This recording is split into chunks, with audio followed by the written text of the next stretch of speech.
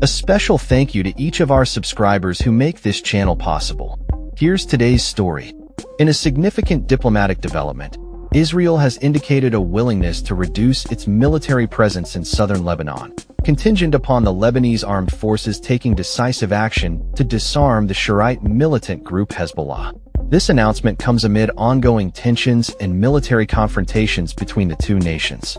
The Iranian-backed Hezbollah has firmly rejected any proposals to lay down its arms, asserting its role as a defender against Israeli aggression. The Lebanese government, however, has committed to presenting a plan aimed at persuading Hezbollah to disarm, with expectations that Israel will provide a corresponding framework for its military withdrawal from Lebanese territory. Top U.S. envoy Thomas Barak announced that Lebanon's plan would be unveiled on Sunday, emphasizing that it would not involve military coercion but rather focus on encouraging Hezbollah to relinquish its weapons. Barak stated, "The Lebanese army and government are not talking about going to war. They are talking about how to convince Hezbollah to give up those arms." The complexities of this situation are underscored by the fact that Hezbollah has consistently maintained its position against disarmament, particularly in light of ongoing Israeli attacks and the occupation of southern Lebanon. Prime Minister Nawaf Salam of Lebanon highlighted that the country was on an irreversible path to placing all weapons under state control, with the army set to present a comprehensive plan by next week.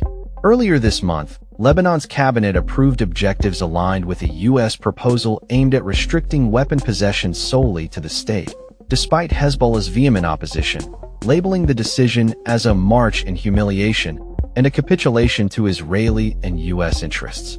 The U.S. envoy Morgan Ortagus reiterated that Lebanese authorities must act on their decision to disarm Hezbollah, adding that the U.S. would encourage similar steps from the Israeli government. Meanwhile, Hezbollah's chief, Naim Qassem, has openly rejected the government's disarmament decision, warning that true sovereignty for Lebanon can only be achieved by addressing Israeli aggression. He insists that discussions regarding national defense strategies must be contingent upon Israel's compliance with a ceasefire agreement established in November, which mandates the withdrawal of Israeli troops from Lebanese territory. Reports indicate that Israel has violated this ceasefire agreement on numerous occasions, further complicating the disarmament dialogue. Barak described Israel's recent willingness to withdraw from Lebanon as historic, stating, "What Israel has now said is we don't want to occupy Lebanon. We're happy to withdraw from Lebanon." However, this assertion is met with skepticism, particularly as Israel has reportedly expanded its military positions in southern Lebanon since the ceasefire agreement, raising concerns over its true intentions. Al Jazeera's correspondent Ali Hashim noted that Israel has consolidated its presence, increasing the number of military positions within Lebanese territory, which poses a significant challenge to any disarmament efforts. The ceasefire stipulates that Hezbollah must disarm south of the Litani River, approximately 30 kilometers from the Israeli border, rather than throughout the entire country. Barak emphasized that any disarmament initiative must consider the economic implications for the tens of thousands of Hezbollah fighters and their families, many of whom depend on Iranian funding. He acknowledged that simply disarming these individuals without providing alternative livelihoods would be impractical. Gulf states, including Qatar and Saudi Arabia, have expressed readiness to support Lebanon's economy, particularly in southern regions where Hezbollah has a stronghold, as part of a broader initiative to offer alternatives to the group. However, Barak's remarks have sparked controversy, particularly his comments directed at the Lebanese media during a news conference, which were perceived as derogatory and reminiscent of colonial attitudes.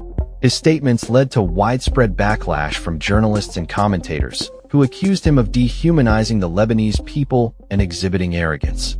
In response to the uproar, the Lebanese presidency issued a statement expressing regret over Barak's comments and reaffirming its respect for journalists and the media's role in society.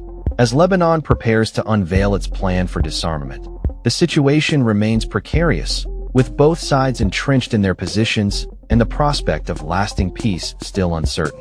The coming days will be crucial in determining whether diplomatic efforts can yield tangible results or if tensions will continue to escalate in this volatile region.